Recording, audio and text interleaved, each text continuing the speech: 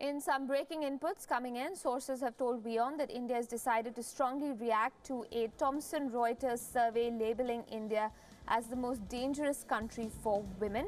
Sources in the government have called the report nonsensical and have asked Thomson Reuters to give a list of women in the survey.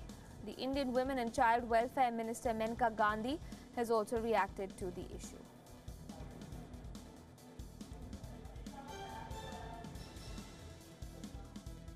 Maneka Gandhi ji उपस्थित हो चुकी हैं। हम आपका हार्दिक स्वागत करते हैं, हार्दिक अभिनंदन करते हैं।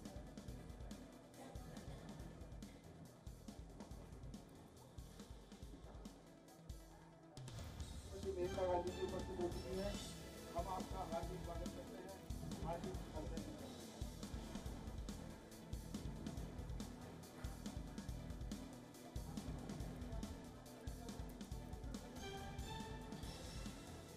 So India has decided to react strongly to this report published by Thomson Reuters. Remember, it suggested that India is the most unsafe country in the world for women, ranking it above other countries like Syria and Saudi Arabia.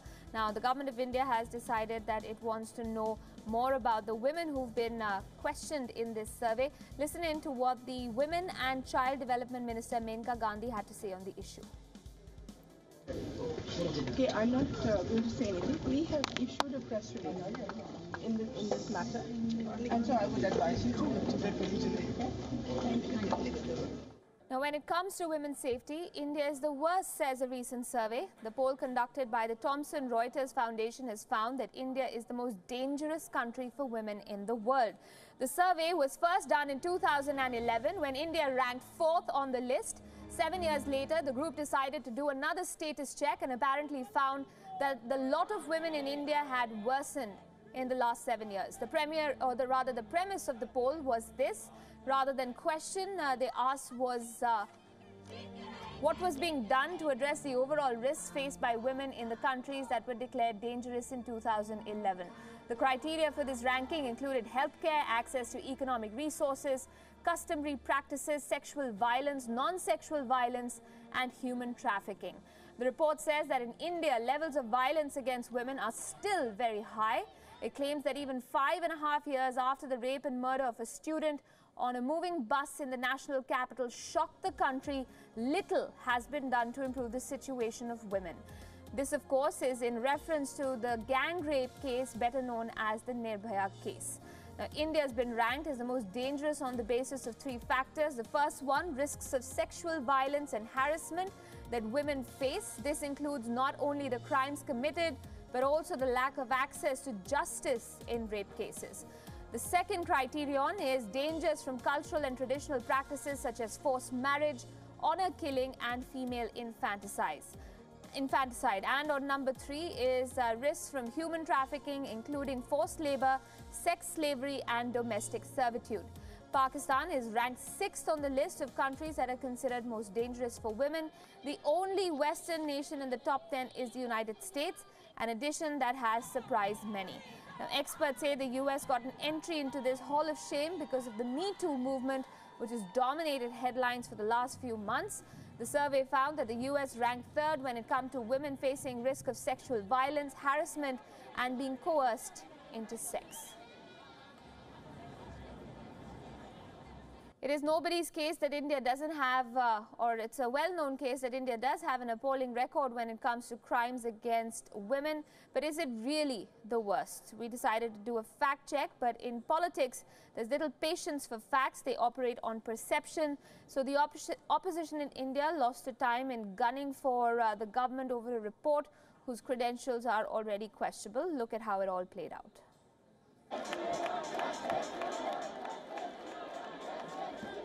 December 2012.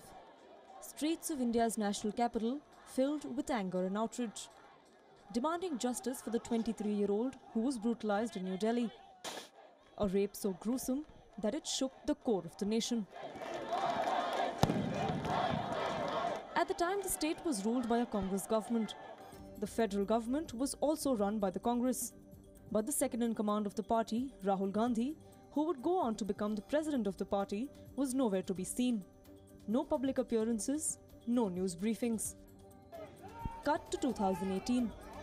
As the leader of India's principal opposition party, Rahul Gandhi was the first to use the Reuters report to slam the government. He used the survey that found India to be the most dangerous country for women to target the Prime Minister and his government. Taking to Twitter, the Congress president said, and I quote, "While our PM tiptoes around his garden making yoga videos, India leads Afghanistan, Syria and Saudi Arabia in rape and violence against women. What a shame for our country." Poking fun at the Prime Minister's fitness challenge video, Rahul Gandhi tagged a news report with his tweet. A news report that cited the survey on the high incidence of rape and violence against women in the country. Social activists too were quick to blame the government. I'm ashamed of the fact that the deteriorating situation of women's safety in this country is not at all concerning anyone for that matter at the helm of affairs. In the run-up to next year's general elections, this report has given Rahul Gandhi and his party the required ammunition, a plank on which elections can be fought. Because clearly, politics takes precedence for the party. Bureau Report, WION.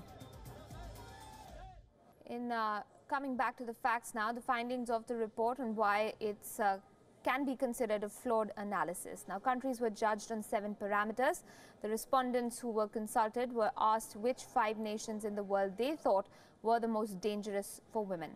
Afghanistan comes second on the list. It fared the worst in 4 of the 7 questions, but there are no numbers to back that claim. The Afghan Independent Human Rights Commission reported that only around 3,700 cases of violence against women were reported in the country last year. Experts have slammed the report. They call it incomplete because a proper mechanism to record crime doesn't exist in that country. The other problem is the country's attitude around issues related to sex and sexual assault. What constitutes a crime? It also overlooks the fact that large parts of the country are still in the control of the Taliban after nearly 17 years of war. Reporting from the rebel-held areas is sparse, and there is no hard facts around the treatment of women in the region either. Syria comes a close third on the Reuters list. As with Afghanistan, there's no mention of figures of violence against women in Syria in the report. Instead, it harps on the impact of the 7-year-long civil war. Like Afghanistan, large parts of Syria are or were, until recently, held by militant organizations. There is sexual violence by government and non-government forces alike, and most of it goes unreported. There is no apparatus in place to get figures from the hinterland of this country, which evidently is the only parameter that seems to be taken into account by the experts consulted. Even Pakistan comes after India in the report. Over 10,000 cases of gender-based violence were reported across Pakistan in the year 2014. This was when Pakistan's population was 18 crores, which translates into a 0.05% crime rate. In the same year, almost 3 lakh cases of violence against women were recorded against the population of 1 billion. That translates, when it comes to percentages, to 0.03%. Now let's take a look at the population crime ratio, and you'll know why this report should be taken with a sack of salt.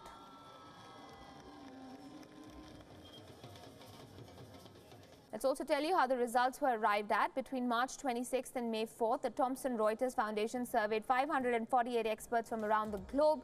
This group consisted of academicians, health workers, policymakers, journalists, social commentators and NGO workers. The survey was conducted online, by phone or in person. It was spread across 6 regions, that's Europe, Africa, the Americas, Southeast Asia, South Asia and the Pacific. The respondents were asked to answer a questionnaire based on 6 parameters: healthcare, cultural traditions, discrimination, sexual violence, non-sexual violence and human trafficking. They were asked to pick the 5 most dangerous countries from the list of 193 UN member states. The questions that were asked to these 548 experts: what is the most dangerous country in the world for women in terms of the 6 parameters in your view? It doesn't specify what view these answers are based on, though. If they are just views of the respondents, is this proof to substantiate that claim? Look at the sample size next. The world's female population stands somewhere at 3 billion. The number of people who took this survey were just 548, not even a fraction of the whole. Reuters is one of the world's oldest and most trusted media agencies, but it has in the past too fallen prey to a narrative that was being pushed by a certain section. Just 2 months ago, Reuters published a report on the state of the Indian media. It claimed that journalists are increasingly facing threats of publishing news critical of the government. On the face of it, the report seemed alarming. What many missed is that in publishing that report, Reuters flouted the basic tenet of journalism, version of left-leaning journalists, and underscored the contrarian view. The report was asymmetrical and pushed a lopsided, agenda-driven story.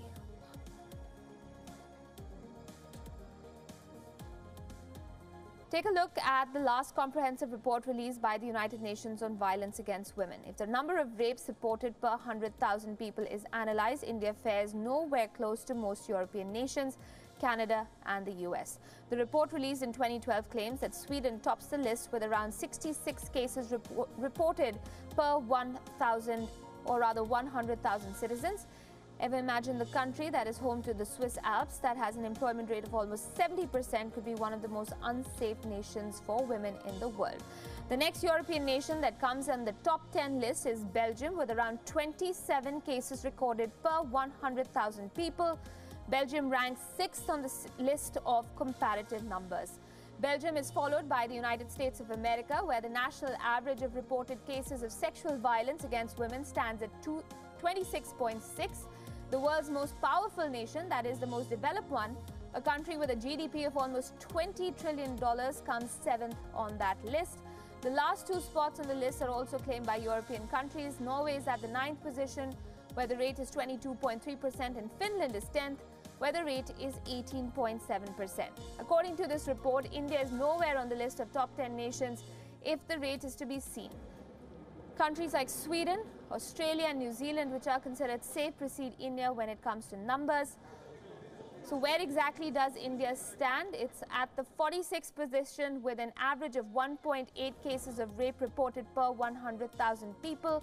There are factors like social stigma which account for underreporting of such cases in India. That's something we can't ignore, which many would claim reveals a huge gap. But even if that is considered at 90% of rapes going unreported in India, we'd still be at a lower rate than the United States.